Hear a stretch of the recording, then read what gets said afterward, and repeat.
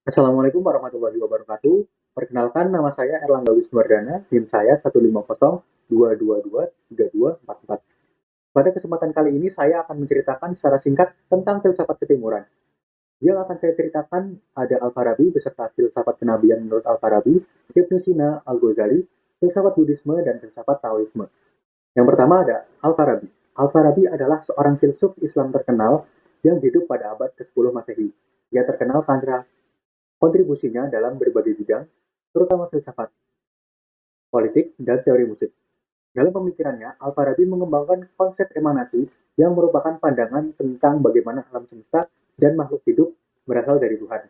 Menurutnya, Tuhan adalah entitas sempurna yang mengeluarkan emanasi untuk menciptakan alam semesta dan mewujudkan hierarki makhluk yang berbeda-beda.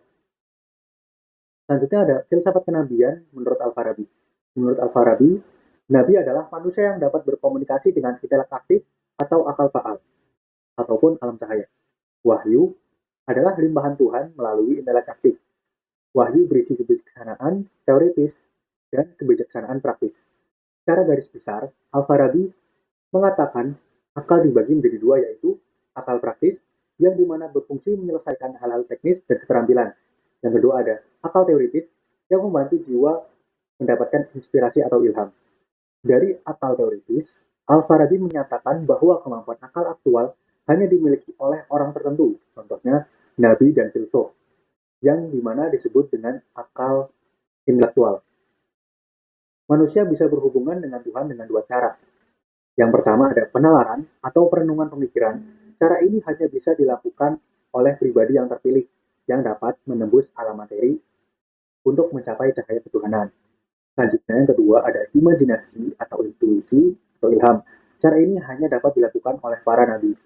Dalam filsafat politiknya, Al-Farabi menekankan pentingnya negara yang ideal. Menurutnya negara ideal adalah negara yang dipimpin oleh seorang filsuf atau raja yang bijaksana. Negara ini harus menerapkan prinsip-prinsip keadilan, kesetaraan, dan kebijaksanaan untuk mencapai keharmonisan sosial. Al-Farabi juga mengemukakan konsep negara tunggal, di mana semua warga negara berpartisipasi dalam kehidupan politik dan bersatu dalam tujuan bersama. Secara keseluruhan, Al-Farabi adalah seorang filsuf yang berpengaruh dalam sejarah pemikiran Islam. Ia mengembangkan konsep emanasi untuk menjelaskan penciptaan alam semesta dan mengusulkan pandangan politik yang mencakup prinsip-prinsip keadilan, kesetaraan, dan partisipasi warga negara. Dan selanjutnya ada Ibnu Sina. Ibnu Sina juga dikenal dengan Avicenna, adalah seorang filsuf dan dokter terkemuka dalam sejarah Islam. Dalam filsafat juga, Ibnu Sina mengembangkan teori bahwa jiwa manusia terdiri dari tiga aspek: jiwa vegetatif, jiwa hewani, jiwa rasional. Jiwa, jiwa vegetatif terkait dengan fungsi tubuh dan pertumbuhan. Jiwa hewani berkaitan dengan nafsu dan emosi. Sedangkan jiwa rasional merupakan inti spiritual yang membedakan manusia dari makhluk lain. Menurutnya, jiwa rasional memiliki kemampuan untuk meraih pengetahuan dan memahami hakikat alam semesta.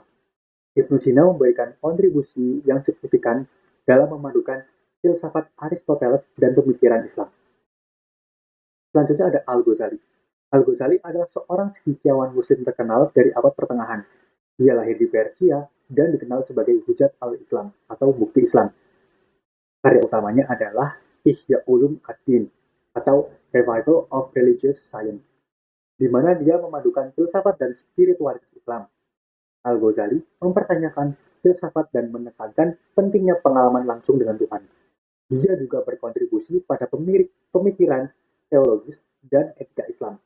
Al-Ghazali menjadi ikon dalam menghadapi konflik antar akal dan iman dalam Islam dan merupakan salah satu intelektual terbesar dalam sejarah Islam. Selanjutnya ada filsafat Buddhisme.